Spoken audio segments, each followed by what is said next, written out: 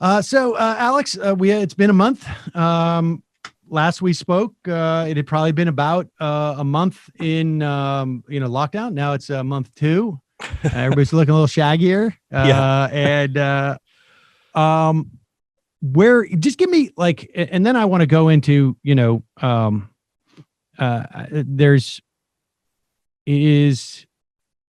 don't know. I'm trying to just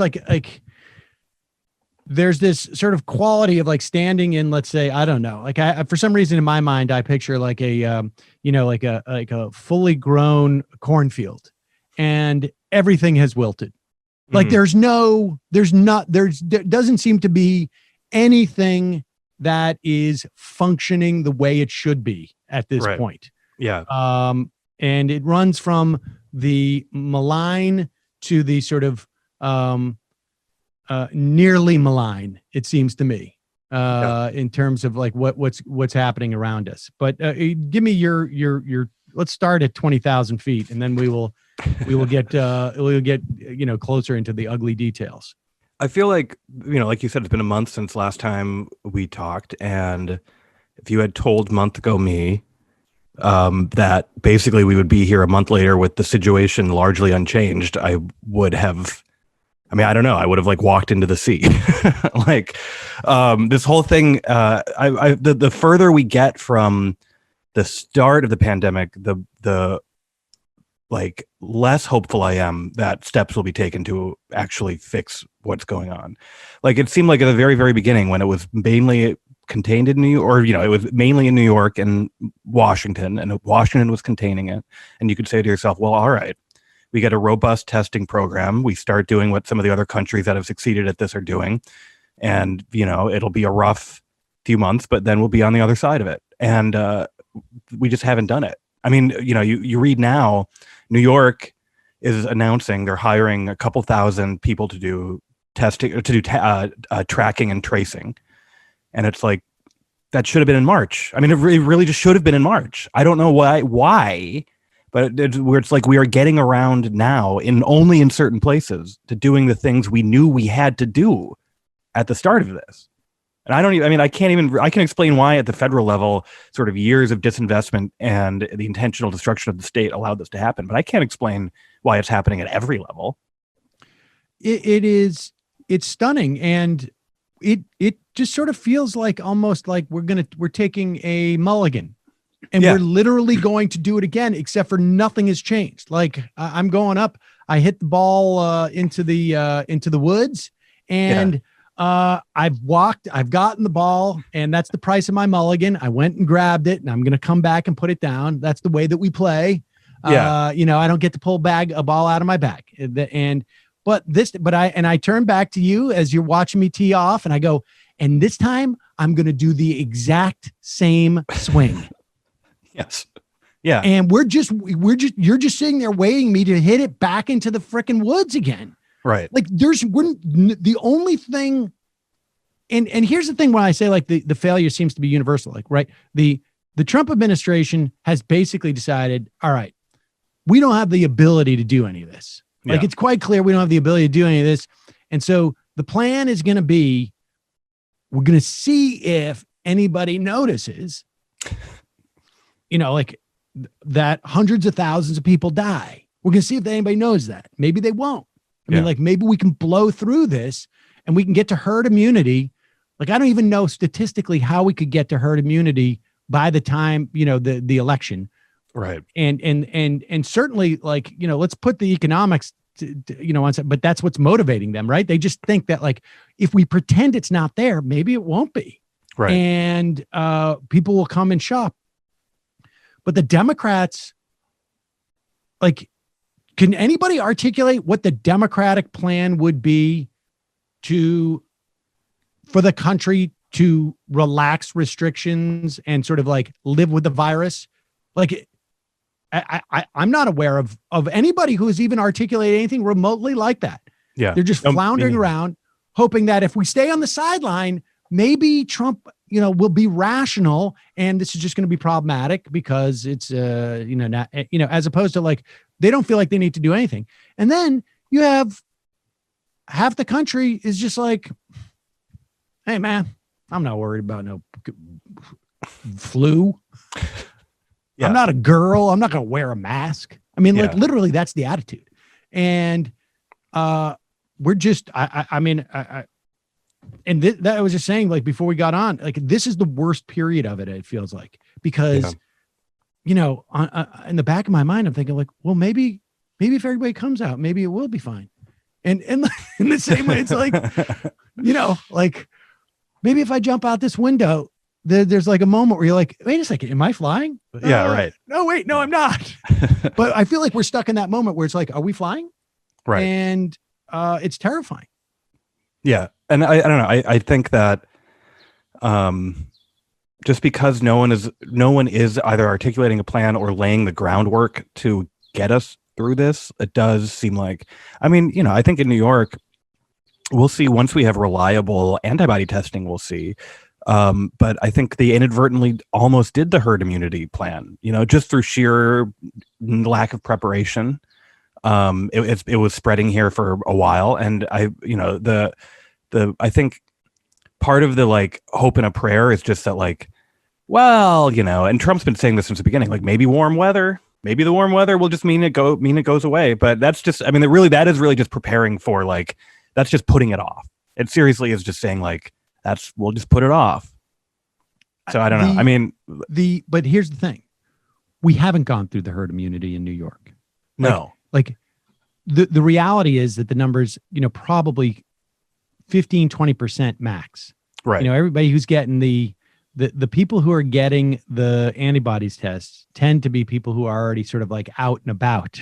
Mm-hmm. So they are more likely to have already gotten it. Right. And the people who've been staying home this whole time they're not out getting tested. Exactly. And, you know, if it's 15-20%, that means you need 5 times more. I mean, to get it. And if it's conceivable that there is some relationship between, I don't know how easily you get it and how susceptible you are to dying from it. I mean, I guess like I have no idea, but I mean, like the concept of it seems conceivable to me. And so maybe your death rate's not the same, but for another 5, to hit another 3 or 4, 5, right? I mean, because you can't just land it at 60%. Right. Like you're not in charge of that. Yeah. You're looking at, you know, 4 times the death that we've had, another 60, 70,000 people dying in New York. Yeah. And the problem is that around America, there's it's all going up. Yeah. Yeah. And I mean exactly. It's almost like it's February in the rest of the country. Yeah. Yeah. And I think that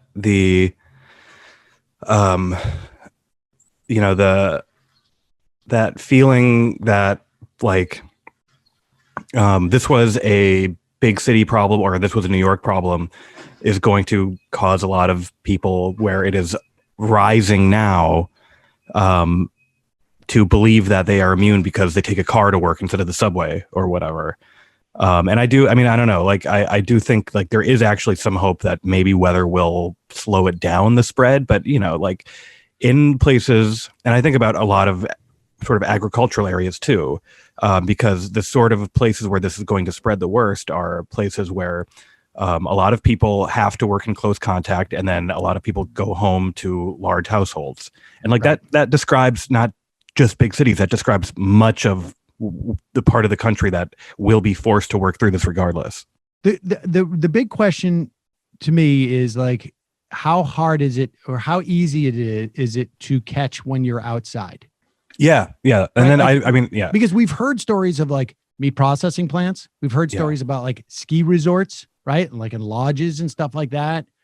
And it always tends to be, like choruses or funerals that take place in a church. You know, the question is like, have we heard like, I don't know, apple pickers or, I don't know. I remember I read, and these are all, like, again, the data is so because we're, no, I'm not an epidemiologist or a scientist, so we're, I'm just like, we're all just reading the same papers and research. But there was, in China, there was basically almost no documented cases of outdoor spread. I think Japan, it was nearly all of it was from restaurants and people indoors. And I do think like it's possible. From what my understanding, it seems like it's possible for it to spread outside, but it's just much, much easier when a lot of people are inside for a prolonged period of time. Right. And then that becomes worrisome. That might explain on some level, like why you have Boston and New York more problematic than San Francisco and LA. Yeah, because absolutely. of just weather, the implications of weather in February. Yeah. And then, this drives me crazy too, because now it's getting to be summer, or, the weather's getting nice. It will get nicer. De Blasio already wants to start closing parks. And my fear is that, like, just because of an unwillingness to listen to public health officials, they're not going to, like, if we want to sort of survive the nice weather here, we're going to need more outside space for people to go, because there won't be inside space for people to go. Exactly. And, like, people are going to need to go places. Like, you can't, like, it can't just be complete quarantine indefinitely. So, ideally, and this is what I think Seattle just said, they're going to close a bunch of streets, like, to cars, so that pedestrians can use them. Well, didn't De Blasio also make that call too? He's opened a couple streets, not on the same level as Seattle and other European countries have done.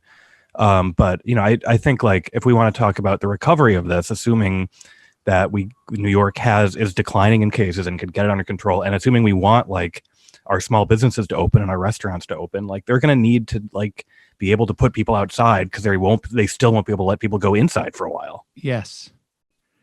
This is the thing too, and this is, like, sort of thematically what seems to be happening. The right is using this to restructure our society. They're doing it by making, small businesses, and the ones who got the loans first, for the most part, as far as I can tell, had, like, 300, 400, 200 employees.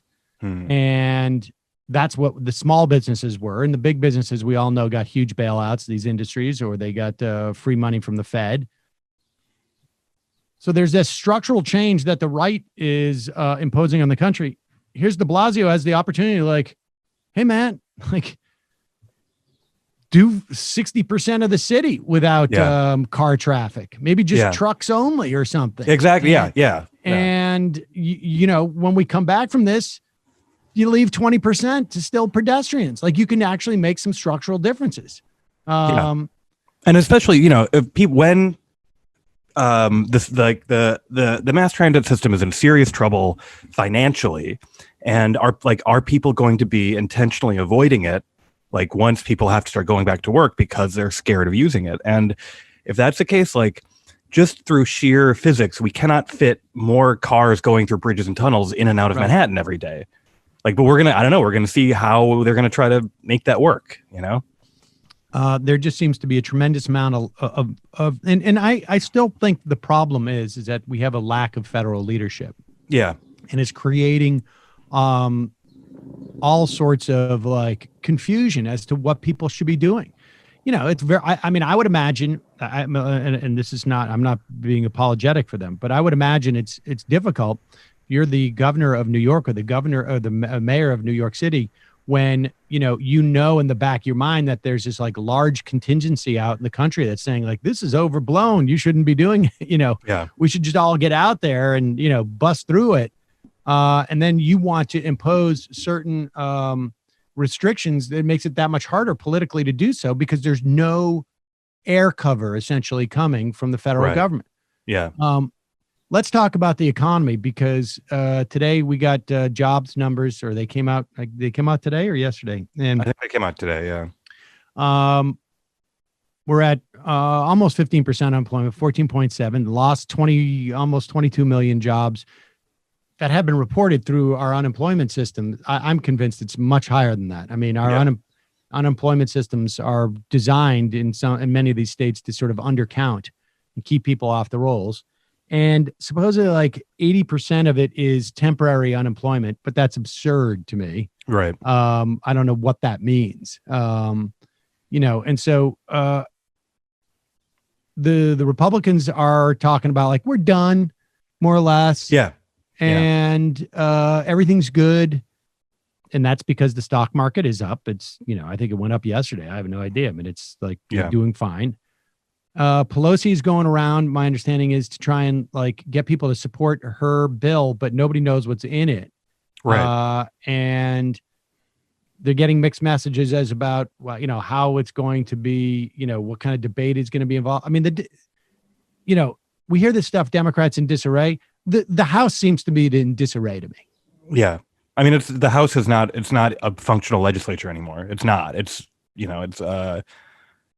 one person who is, I guess, in direct negotiations with the government and shutting out literally, as far as I can tell, shutting out literally everyone else. And literally everyone else is sitting home. Like, I don't know what they're doing. I mean, like they're not like, I'm sort of shocked that we're not actually hearing more. I mean, we heard stories that they were alarmed when they thought they might have to go back to Washington. That was when they went to the press and said, we're scared. We don't want to go back to Washington. That was the only time I've seen even any of these, like, inside sources say lawmakers are upset about blah, blah, blah. So I don't know. I'm not seeing any dissent.